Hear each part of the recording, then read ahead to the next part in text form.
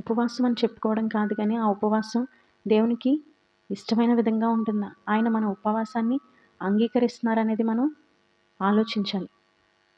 కొంతమంది ఉపవాసం ఉన్నప్పుడు నేను ఫాస్టింగ్ ఉన్నానని చెప్పి మొఖం వికారంగా పెట్టుకుంటారు, నీరసంగా పెట్టుకుంటారు. మనుషులకు కనపడవాలనని కాదు, దేవుడు చూడాలి. రహస్యమందు చూచున్న నీ తండ్రికి నువ్వు ప్రార్థన చేయి, ఆయన నీకు ప్రతిఫలం ఇచ్చే విధంగా ఉంటారు.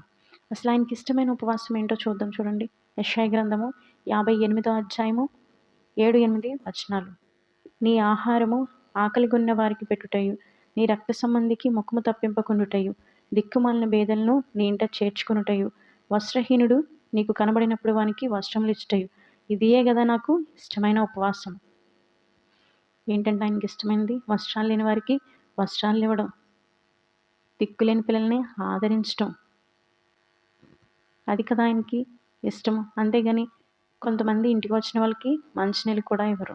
దేవుని వాక్యం ఏం సెలవిస్తుంది? నా నామమున గిన్నెడు చన్నీళ్ళు ఇస్తే వారికి ఎంతో ఆశీర్వాదకరం, ఎంతో మేలుకరం. మన దగ్గర ఉన్న వాటిలో కొంచెం లేని వారికి ఇవ్వడం అది ఎంతో గొప్ప భాగ్యం, ధన్యత.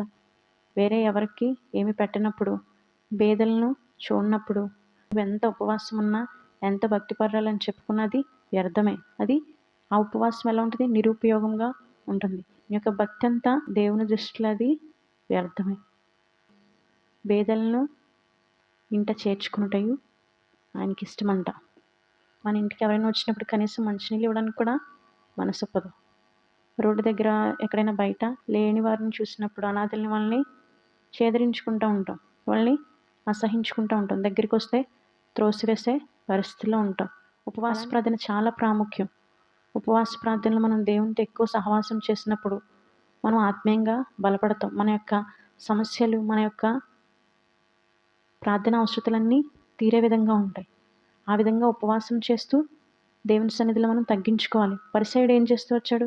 నేను వారానికి 2 మార్లు ఉపవాసం ఉంటున్నానని హెచ్చించుకుంటూ వచ్చాడు, గర్విస్తూ వచ్చాడు. మన యొక్క ఉపవాసం ఆ విధంగా ఉండకూడదు. దీనత్వం కలిగి ఉండాలి. దీనులను కటాక్షించేవారంగా ఉండాలి. దీనులు కటాక్షించేవాడు ధన్యుడు. దీనులకు పెట్టేవాడు ఎవరు? దీవెన పొందుదనంట. కాబట్టి మన యొక్క భక్తి, మన యొక్క ఉపవాసము ఏ విధంగా ఉందో మనం పరీక్షించుకోవాలి. దీనులకు సహాయం చేయాలి. వస్త్రాలు లేని వారికి వస్త్రాలు ఇవ్వాలి. ఆహారం లేని వారికి ఆహారం పెడుతూ రావాలి. ఇటు విధంగా ఉంటే దేవుడు మన యొక్క ఉపవాసాన్ని అంగీకరిస్తాడు. అలాగ చేసిన ఎలా ఉంటావు? వెలుగు వేకువ చెక్కువలే ఉదయిస్తావు.